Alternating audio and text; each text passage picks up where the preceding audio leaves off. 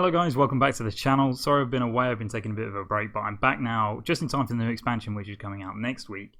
But a new patch just came out yesterday with huge changes to the game, some really cool updates for Battlegrounds. We're getting 3 new heroes, some balance updates. We're getting some free stuff. They also talked about new single player content, so let's talk about some of these things right away. I want to talk about the new single player stuff. This was kind of buried a little bit. There's no details on what the expansion will be like, but it's not going to be a heist. We know it won't be like the Dalaran heist where you're building a deck and progressing through dungeons. It will be more like the old story based single player content, which was quite fun, but basically you fight different bosses and develop the story, etc. But what they've said is really exciting about this is we will be getting 35 new cards along with that single player expansion, and it comes in January. There's no specific date yet, but it's coming in January. So a month after Descent of Dragons releases, we're going to be getting 35 new cards injected into the game, which I think is fantastic. Hearthstone's kind of moving at a million miles an hour at the moment. Loads of new stuff coming in. Now there are some downsides to that, of course. I imagine we're going to have to pay for the single player content. That hasn't been confirmed, but usually with the old single players you would buy 5 wings with gold or with real money, and I'm going to guess it's going to be around $20. So $20 for 35 new cards, in my opinion, is worth it, but it's difficult because if you're pre-ordering the expansion, then a month later you have to drop another $20 to get 35 new cards. It's very difficult for some people and free-to-play players. So yes, this sort of situation is very personal to you, how much you want to invest in the game, etc. But for me, this is very important for the game to keep it fresh. And like, I've been so invested in Hearthstone over the last few months because they keep making these good changes. But there is the obvious downside for free-to-play players or players who just don't want to invest that much. It might be too much of an investment. But we don't know for certain. They might make it free. I doubt it, but we'll see. So on that, there is some other news before we get into the Battlegrounds. I want to talk about some of the login bonuses because we have been getting quite a lot of free stuff. I've been earning lots of gold. I've got loads of gold at the moment. So they are kind of introducing that if there are more ways to pay money in the game. So login bonuses. If you log into Descent of Dragons within 3 months of when it comes out, which is next week, you will be getting 3 free packs, which is very good. And alongside of that, we get 5 copies of Galakrond. And so all of the copies from each of the evil classes, you'll get the Galakrond free. And we're also getting 2 copies of the Shield of Galakrond, which isn't very exciting, but that helps you to build a Galakrond deck because you can use the evoke mechanic. So this is pretty cool. Just all you have to do is log in and you get 3 free packs and that. And there'll probably be more rewards for us to earn more, like gold or packs, etc. So I'm looking forward to the new expansion getting started and getting hold of some of this free stuff. So that is quite nice. But now let's move on to the Battlegrounds because there are some pretty big changes in Battlegrounds. We are getting 3 new heroes. You can see them here. There is Van Cleef. There is Sylvanas Windrunner and also Reform. And honestly, all 3 of these are awesome. I think they're really cool. They're also quite powerful. I think Van Cleef and Reform are most powerful. But let's talk about what the hero powers actually do.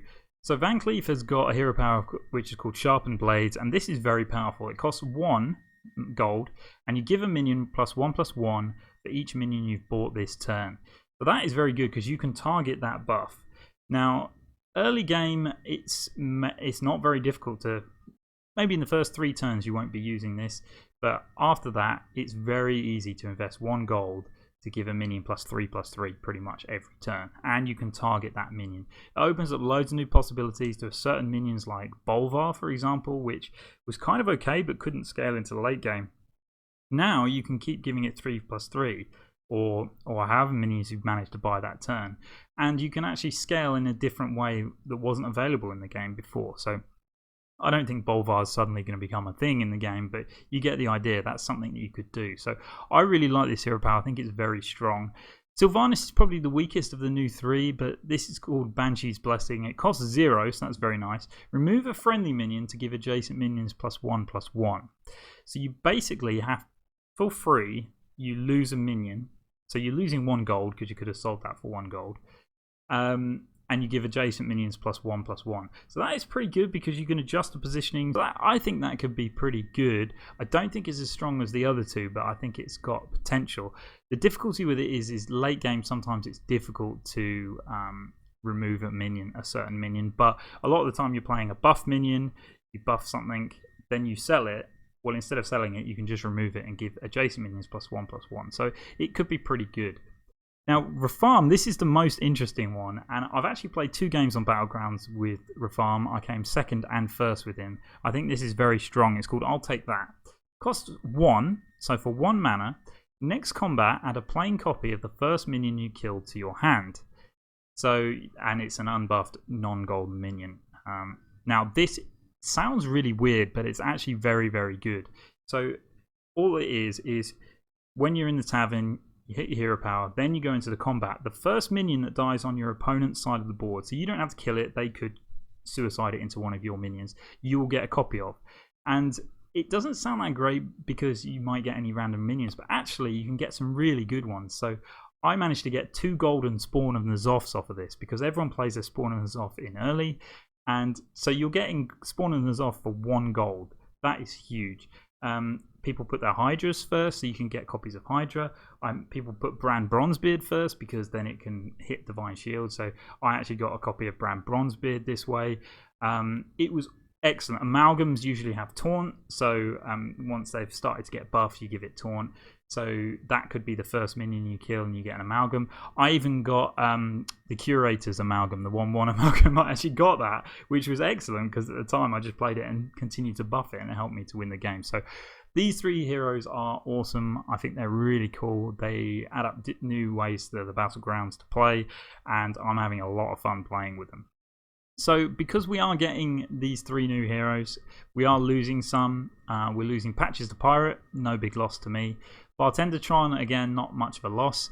Pyramid, not much of a loss. Professor Putricide, not much of a loss. And Trade Prince Gallywix, not much of a loss. I think they probably looked at all of these heroes and they were probably the least picked. So they just removed them from the game, which I think is fine.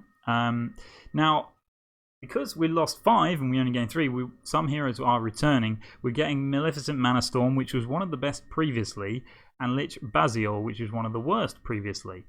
But there are some nerfs and buffs to those 2 heroes, which I'll talk about in a second. So Mana Storm is actually getting a nerf and Lich is getting a buff. So these 2 will be very interesting. Now we're also getting 2 new minions into the Battlegrounds, which is excellent. We're getting the Floating Watcher. This one's pretty cool. Whenever your hero takes damage on your turn, gain +2/+2. It's a 3-star unit. I think this is very strong for demons. It's something that they really need. It's quite late to get this, but 2/2 gain is huge, especially if you've got Lich Bozhil, which is a 0 and a hero power which damages yourself. You could scale really quickly on this. So I quite like this. I think it's going to be pretty good, but I don't think it puts demons anywhere near the top still, but it gives it this extra buff. The problem with it is that this doesn't necessarily scale to the late game. 1, because you can't give it Divine Shield unless you're George. You can't give it Poisonous, which is the problem of demons in itself. But once you play Mal'Ganis, your hero will no longer take damage, so it won't grow anymore. So there's a bit of a balancing act there, but I think this is a fun and interesting card to go into the game. And we're also getting King Bagurgle, which I have played with quite a bit. This is very strong for Murlocs. Murloc's got a buff in the previous patch. This is another buff because once you got to tier 4, you were kind of getting all the Murlocs you needed. You just had to try and get to tier 6 to get the Gentle Megasaur. Well, now King Bagurgle gives you something really excellent. And this was another one which I got a lot of copies of when I was playing as Rafarm, because its Battlecry and Death Rattle give you other Murlocs +4/+4. It's actually +2/+2. This is the golden version. So if it's just +2/+2, the standard version. I'm not sure why they've printed it this way. But yeah, if you get 3 copies of it, it will give it +4/+4. And it gives +2/+2 the turn you play it onto the board. And then every combat when it dies, you get +4/+4. So it's very strong for Murlocs. Something they need. It's a 5-star unit, so it's something to aim for on your way to a Gentle Megasaur. It's a Murloc itself, so you can give it Poisonous too. Yeah, it's very, very good. And if you're going Murlocs with Refarm and you come up against King Gurgle, I actually got 3 copies of this against the same guy. It was quite funny because we were both playing Murlocs and we were both very even. So I think we were first and second. I think we played 5 games against each other. And every game, he just gave me a King Gurgle because he wanted it to die first so it could buff his other Murlocs. And because it died first, I just took a copy of it from my hero power, so it was excellent. So this is really good and actually pushes Murlocs quite a bit higher in the standings. So now let's talk about some of the balance changes. Some of the minions have been changed. There's been a nerf to Lightfang Enforcer, which I think was important. Basically, at the end of your turn, a Lightfang Enforcer would give a mech, beast, Murloc, demon +2/+2. Now it gives them +2/+1, which is quite important actually because the health is really strong on the Lightfang Enforcer. Because by that stage in the game, if you're going late, you can be putting Divine Shield and Poisonous on your amalgams, etc. And the attack's not as important as the health. Also, early game, the health is very important on minions because when you get the Lightfang Enforcer, you need maybe 1 or 2 games before you can suddenly start to get more powerful. And just by giving them 1 health instead of 2 actually delays that. So I think Lightfang Enforcer is still a very strong option if you get it early enough, but I think it just brings it more down in a sensible power level. So I'm quite looking forward to experimenting with this a little bit more. So Lightfang Enforcer did get a nerf. Heroes have got a nerf. Maleficent Manastorm now, instead of giving all mechs in Bob's Tavern +1/+1, they now have +1 attack. So they don't get the health either. And this is a pretty huge nerf to Maleficent Manastorm.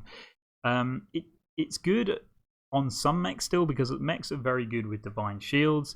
So in that instance, the health is less important than the attack. So I think that's all right. So when I'm thinking about the Annoyotron, for example, that's still quite good. The Annoyant Module is still good. Cobalt Guardian is still good to pick up off of Maleficent Manastorm. But instead of being one of the top tier heroes, this is a more balanced one now, I think. Patchwork as well has been nerfed. He used to have 60 health and he now has 50 health.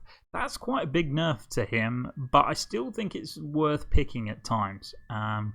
1, because Demons has become stronger now, but 2, because I think if you were just going for a normal strategy, having +10 health is actually quite nice. Not as good as it was before, but brings it again in line, I think, with some of the other heroes. AFK has also been nerfed, which I'm not sure it needed, to be honest. But anyway, you still skip your first 2 turns, but before you used to get a free tier 4 and tier 3 minion. Now you get 2 minions from tier 3. So that's a pretty big nerf, actually. There are still lots of good possibilities with AFK, and I think it's still an okay option, but it's no longer like a really powerful option. Rat King as well. Rat King was one of the top heroes. Whenever you hire a beast, give it +1/+2, and that's swapped between each of the tribes each turn. Well, now instead of +1/+2, it's +1/+1. So I still think this is a good hero, but it's strictly just worse now than it was before. The extra health early game was pretty huge, and now the 1/+1 is still massive, but you have the RNG of maybe not hitting the tribes that match your hero power. And when that happens with the Rat King, it can be really frustrating and really punishing. Now, Lich Bozhil, I mentioned before, is getting a buff, and I'm looking forward to trying this out because Lich Bozhil has potential to be really good. Get a coin is the hero power, and take 3 damage is what it used to be, but now it's get a coin and take 2 damage. So you take 1 less damage, you still get the coin, and the hero power still costs 0. So you can imagine how this works really well with the Floating Watcher. If you get a Floating Watcher early, tier 3 minion, put this down. Every turn you give it +2/+2 and give yourself a coin. The balancing act is always going to be with your health with Lich Bozhil, so we'll have to see how that one plays out. But it's not going to be a top tier minion hero at all, but better than it was before, because before it was pretty terrible. Akazamzarak is also getting a nerf. Basically, the hero power of Discover a Secret is getting nerfs. It says it will now be harder to get Ice Block consecutively. I don't really know what that means in terms of chances, but you know, when you're playing against Akazamzarak and you kill him, he's got Ice Block, and then you play him again the next turn, and he's just got another Ice Block. It's really frustrating. Apparently, that's going to be harder to do. I don't know. what they've changed behind in the background to do that, but I think that's a good change. And Hand of Salvation has also been removed as a possible secret, which is also a nerf to Akazam Zorak. So some good changes there on Battlegrounds. I love Battlegrounds. I think it's very, very good. I know not everyone likes it as much as a standard, but it's all I want to play at the moment. I will be returning to standard though for the new expansion because I'm really excited for that. But yeah, and that's not all for the for Battlegrounds. We're also getting stats. Stats are available now, so if you have unlocked it by pre-ordering, you'll have the stats, and you'll be able to get that if you unlock 10 packs when the expansion comes out. That's pretty cool. They talked about it before coming in, and it's here now, so you can see how many games you've won, which heroes you play the most, which heroes you get the most win with, etc. So that's pretty nice. So that's all the changes from Battlegrounds. I really like Battlegrounds at the moment, so that's some really cool changes. I'm excited to see how it evolves. But that's not all for the free stuff. We will all be getting a copy of Tyrande. So the new hero Tyrande, well, not new hero, the old hero of Tyrande is coming back, and everyone's getting it for free, and the card back. Basically, there's a new shop launching on December the 10th, so you just have to go into that shop and claim this for free. That's pretty nice. Lots of people already have it. I don't, so I'll be going into to claim it for free. On top of that, they are bringing Sylvanas, which I think is a really cool hero portrait for Hunter, and the card back. Unfortunately, you do have to pay for this one. It's $9.99 in US dollars, so I will not be buying this. But if you like the heroes, this one looks pretty cool, and it will cost you $9.99 in the store. Also, there is another new hero coming, but this comes with the Winter Veil bundle. This bundle is available on December the 19th, and it comes with the weirdest hero I've ever seen for Druid, Dame Hazelbark. Don't know what's going on with his eyes, but if you want this hero, you have to buy it from December the 19th for $24.99 US dollars, but you also get 30 packs from each of the expansions in standard right now, except for Descent of Dragons. So that's kind of good. You know, it's more money to spend on a hero. I'll probably buy the bundle. I do like buying these kind of bundles every so often because, you know, it's a good way to supplement your gold and your dust. But this hero doesn't particularly look like one that's going to be too fun. But anyway, and that's it for all the news. Some really exciting stuff. I'm really looking forward to seeing what the single player comes out as. I'm really enjoying all the Battlegrounds changes. I'm excited about all the news coming out of Hearthstone.